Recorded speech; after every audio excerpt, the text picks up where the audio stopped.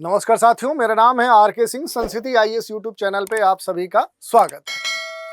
आज हम बात करने वाले हैं महत्वपूर्ण तौर पे जो मृत्यु दंड की जो सजा दी जाती है उसी के संदर्भ में, और मामला है कि नसों में जानलेवा इंजेक्शन। क्योंकि मृत्यु दंड के लिए फांसी के बजाय अब अन्य जो तरीके हैं उन पर एक याचिका सुप्रीम कोर्ट में गई थी। उसी पर सुप्रीम कोर्ट के 2 जजों की जो खंडपीठ है वो सुनवाई कर रही है।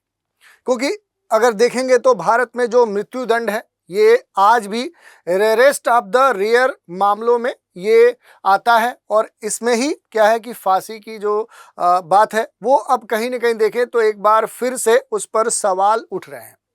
क्योंकि इसके क्रियान्वयन में मौजूदा तौर पे जो मृत्यु दंड है उसके लिए क्या किया जाता है, फांसी दिया जाता है, और ये अब कहीं ना कहीं इस पर लगातार सवाल खड़े किए जा रहे हैं। मौत की जो सजा है वो पाए गए जो दोषी हैं उनको फांसी देकर मारने के जो मौजूदा तरीके हैं उनको खत्म करने और उसकी जगह नसों में जानलेवा इंजेक्शन लगाने या फिर गोली मारने या बिजली का तेज झटका देने या फिर गैस जो चैम्बर है, ऐसे कम दर्दनाक जो तरीके हैं उनको अपनाने की जो मांग है, इसी से जुड़ा हुआ एक जो याचिका है वो सुप्रीम कोर्ट में गई थी। और इसी के संदर्भ में सुप्रीम कोर्ट के 2 जो जज हैं उनकी एक खंडपीठ इस पर सुनवाई कर रही है।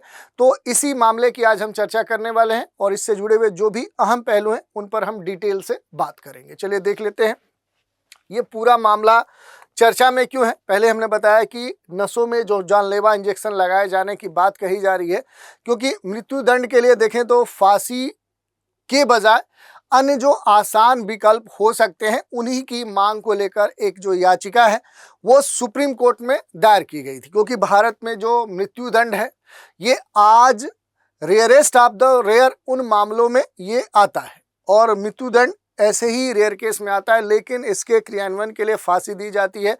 और अब इसी को एक तरह से देखें तो इस पर प्रश्न चिन्ह खड़े किए जा रहे हैं। तो इसी कारण से आज ये चर्चा में है, इस पर सुनवाई हो रही है और इसी कारण से हम इस पर बात भी कर रहे हैं। तो जो भी यहाँ पर याचिका है उस याचिका में क्या कहा गया है, कानूनी पहलू क्या है, ऐसे बहुत सारे जो मुद्दे हैं उन पर हम बात करेंगे।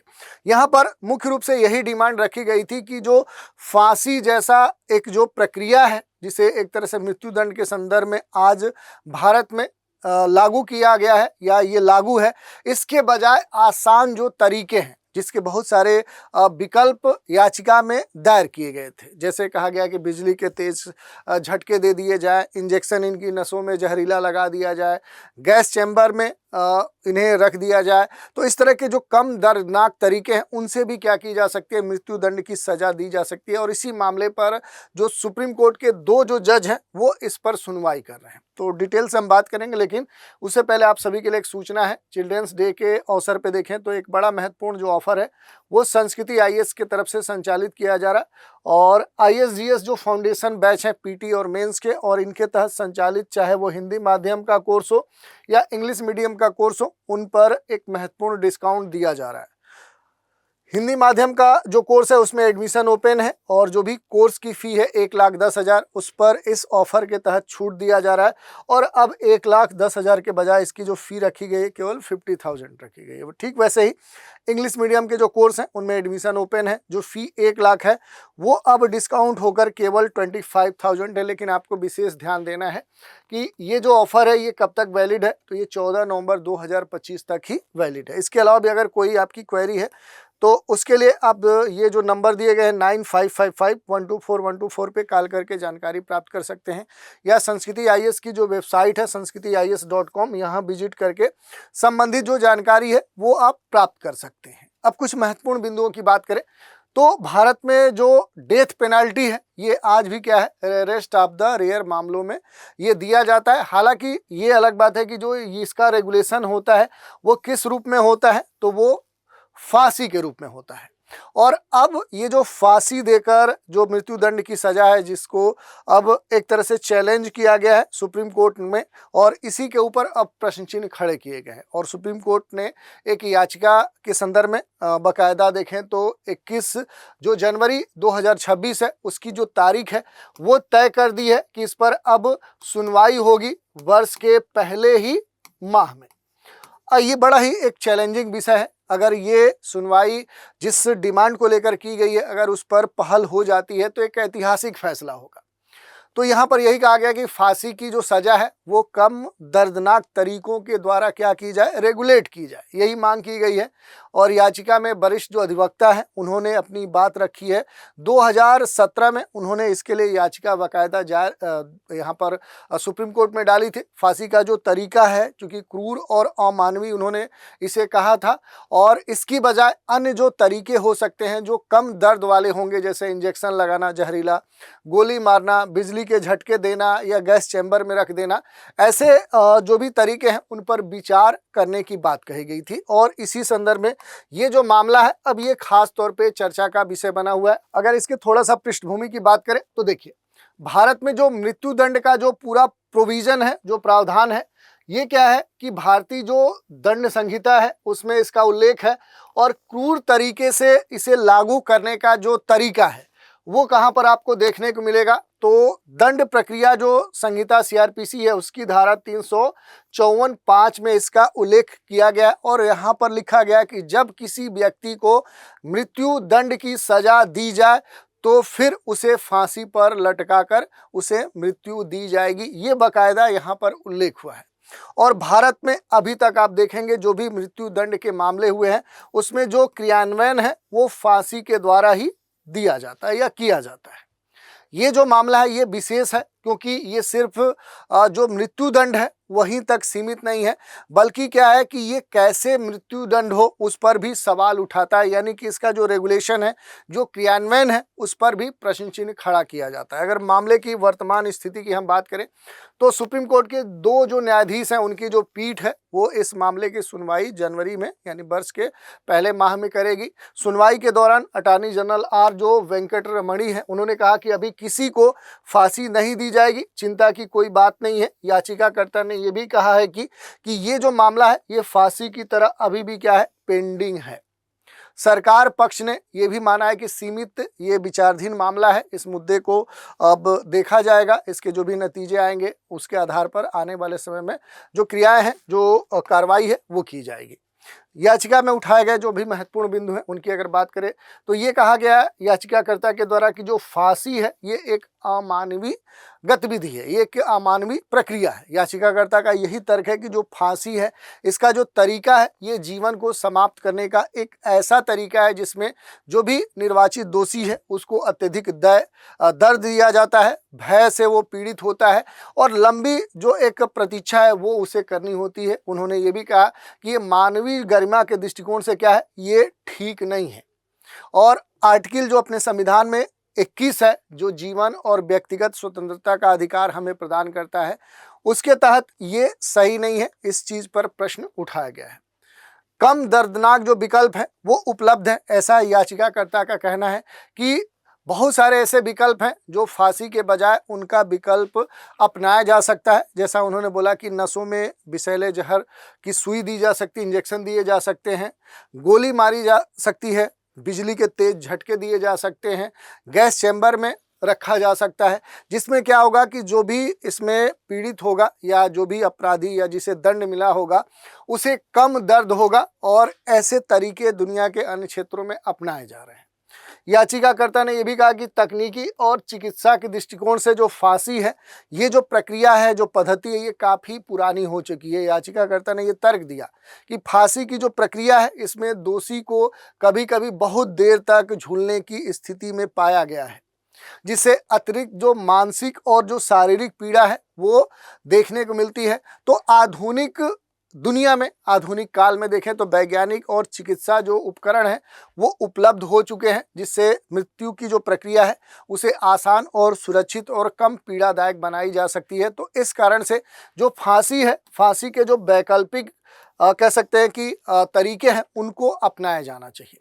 अब इस पूरे मामले के संदर्भ में अगर देखेंगे जो कानूनी और जो संवैधानिक पहलू हैं, लीगल जो कॉन्स्टिट्यूशनल जो एस्पेक्ट्स हैं, उनकी अगर बात करें तो उसमें आर्टिकल जो 21 है ये सबसे अहम हो जाता है। जो जीवन के जीने का जो अधिकार है वो हमें प्रदान करता है।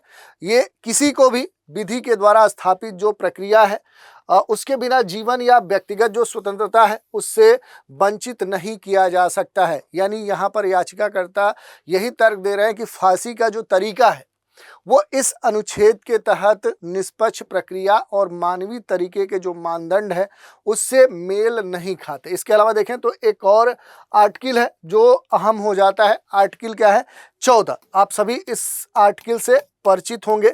ये जो आर्टिकल है संविधान में ये उल्लेख दिखाता है कि हमें समानता का जो अधिकार है वो अधिकार कौन देता है? हमारा जो संविधान है वो हमें समानता का अधिकार प्रदान करता है। यदि सुनने में योग्य विकल्प उपलब्ध नहीं है तो दोषियों को अलग अलग तरीके से मृत्यु दी जा रही है, तो ये समानता के अधिकार का एक तरह से उल्लंघन माना जा सकता है। और याचिकाकर्ता ने भी यही कहा कि धारा जो 354 का 5 जो भाग है या सीआरपीसी के जो भी नवीन समकक्ष जो उल्लेख हैं उनमें सिर्फ फांसी का उल्लेख होना दोषियों के विकल्प न देना असमानता का वर्णन दिखाता है। तो इस तरह की जो याचिकाकर्ता हैं उनके द्वारा दलीलें दी गई हैं। इसके अलावा जो पूर्ववर्ती बहुत सारी जो न्यायिक उल्लेख हैं उनके बारे में भी यहाँ पर बात कही गई, जिसमें कहा गया कि भारत में जो मृत्युदंड है उसके ऊपर अनेक केस ला मौजूद हैं जहाँ कोर्ट ने कहा है कि मृत्युदंड तभी हो सकता है जब अत्यंत विशेष परिस्थितियाँ हों। यानी याचिका विशेष रूप से जो भी क्रियान्वयन के तरीके हैं उनको चुनौती दे रही है। यानी सिर्फ यह नहीं है कि मृत्युदंड देना ही चाहिए या नहीं, बल्कि ये कैसे दिया जाना चाहिए ये सबसे अहम प्रश्न है। तो इस तरह की जो याचिका में बातें कही गई हैं वो याचिकाकर्ता ने दी हैं।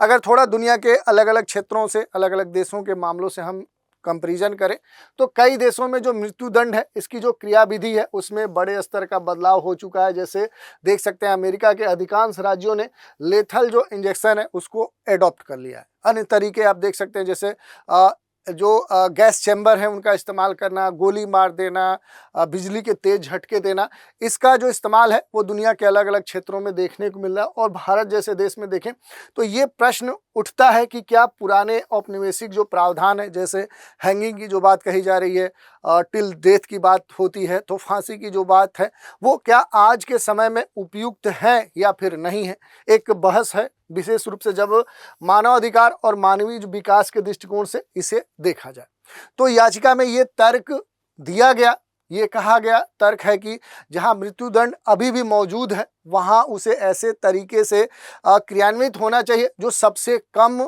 पीड़ा दे सके, उस पीड़ा को कम किया जा सके। ये एक यूनाइटेड नेशन की भी सलाह है।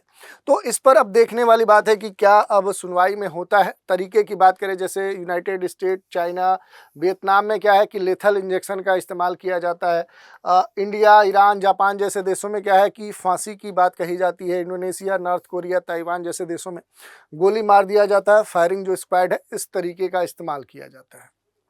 अगर कुछ नैतिक और मानवीय विमर्श की बात करें तो ये जो तर्क है कि गंभीर अपराधों के लिए मृत्युदंड निवारक प्रभाव रखता है, तो ये सपोर्ट में कहा जाता है कि बिल्कुल ये जो समाधान है ये सबसे अहम है और पीड़ितों और उनके परिवार को न्याय की जो अनुभूति होती है वो इससे प्राप्त होता है।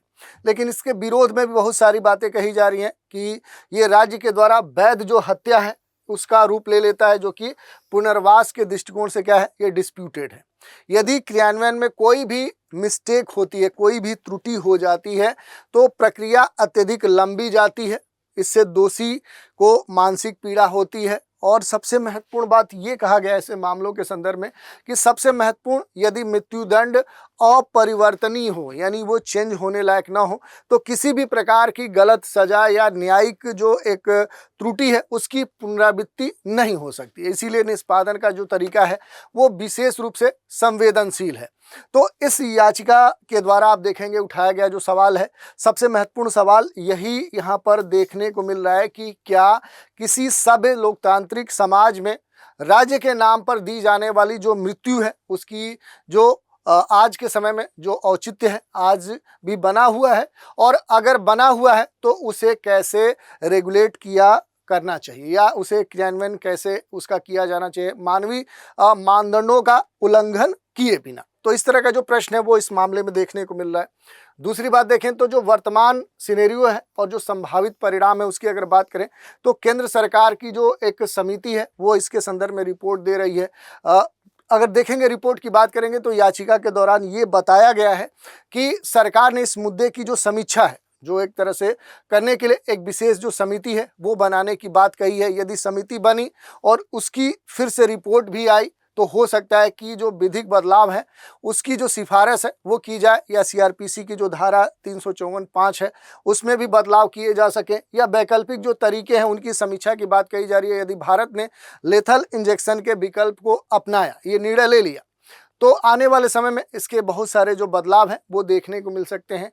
याचिका में ये अनुरोध है कि दोषी को विकल्प दिए जाए, यानी चाहे वो फांसी ले या लेथल इंजेक्शन ले। तो इस तरह की जो बातें हैं, न्यायिक पुनर्विचार की बात करेंगे तो देखिए इस तरह के जो भी मामले हैं न्यायालय यदि इस याचिका को अधिक गंभीरता से लेता है, देखता है और इंडिया में जो मृत्युदंड है उससे जुड़ी हुई जो भी क्रियान्वयन प्रक्रिया है उसमें अगर कोई ऐतिहासिक बदलाव देता है तो ये एक ऐतिहासिक मोड़ हो सकता है। जैसे उदाहरण के तौर पर ये निर्धारित हो सकता है कि क्या मानवीय तरीके का मापदंड मृत्युदंड के क्रियान्वयन में लागू होना चाहिए, और इस कारण से हो सकता है कि एक पैरेलल जो रिफॉर्म्स है वो देखने को मिले। क्रियान्वयन के जो भी तरीके हैं उनमें उन तरीकों के सुधार के साथ ये भी जरूरी है कि मृत्युदंड पर लागू होने वाले जो निर्णय है उस निर्णय प्रक्रिया में दोष सिद्धि या पुनर्विचार या इस तरह की जो भी याचिकाएं हैं ऐसे पहलुओं में सुधार हो सके, ताकि सिर्फ तरीका बदलने से यदि न्याय जो प्रक्रिया है उस प्रक्रिया में अभाव रहे तो समस्या पहले जैसी बनी रह सकती है। तो ऐसे बहुत सारे जो बातें हैं वो यहाँ पर देखने को मिल सकते हैं। ओवरऑल हम कह सकते हैं कि भारत में जो भी मृत्युदंड है इसका जो प्रश्न है ये केवल कानूनी और तकनीकी पहलू तक सीमित नहीं है, बल्कि ये क्या है, एक नैतिक और मानवीय विवेक से जुड़ा हुआ प्रश्न है। फांसी के स्थान पर ये जो कहा जा रहा है कि अब क्या हो कि दर्दनाक जो फांसी की प्रक्रिया है उसके बजाय आसान तरीकों को अपनाया जाए, यानी कि ये जो याचिका है ये याचिका बहस के स्तर पे फिर से अब ये सामने लाती है कि क्या किसी सभ्य समाज में राज्य के नाम पर दी जाने वाली जो मृत्यु है इसका औचित्य आज भी, आज के समय में, आधुनिक काल में क्या बचा हुआ है, और अगर बचा है तो कैसे इसका क्रियान्वयन किया जाना चाहिए ताकि न्याय भी सुरक्षित हो, मानव अधिकार भी सुरक्षित हों और मानवीय मूल्यों की सुरक्षा भी की जा सके। सुप्रीम कोर्ट की आगामी जो सुनवाई होने वाली है जनवरी 2026 में, ये तय करेगी कि भारत अब भी जो मृत्युदंड है उसकी जो कठोरता है उसी पर टिका रहेगा या न्याय की जो मानवीय प्राथमिकता है वो अब बदलेगी। तो ये एक अहम प्रश्न हो सकता है जो अगली सुनवाई में देखने को मिल सकता है और ये एक ऐतिहासिक मोड़ भी ला सकता है। तो ये पूरा टॉपिक था, इस पर हमने चर्चा की। इसी पर आधारित एक प्रश्न है, वर्तमान में भारत में जो मृत्युदंड है ये किस माध्यम से रेगुलेट किया जाता है, नसों में जानलेवा इंजेक्शन देकर, गोली मारकर, फांसी देकर या गैस चैम्बर में रखकर? तो इस प्रश्न का उत्तर आपको हमें कमेंट के माध्यम से देना है। तो आज के एपिसोड में हमने यही बात कर लिया कि अब जो लगातार मांग उठ रही है जिसके संदर्भ में एक याचिका 2017 में सुप्रीम कोर्ट में डाली गई थी कि जो अपने देश में जो मृत्युदंड की सजा है जिसका क्रियान्वयन फांसी के द्वारा किया जाता है उसके विकल्प के तौर पे आसान सरल जो मृत्युदंड है वो दिया जाए। इस पर सुनवाई होने वाली है जनवरी में, तो देखेंगे कि आखिर आने वाले समय में क्या डिसीजन सुप्रीम कोर्ट का आता है और इससे क्या बदलाव हो सकते हैं। तो आज के एपिसोड में इतना ही। आप सभी हमारे साथ बने रहें, इसके लिए धन्यवाद।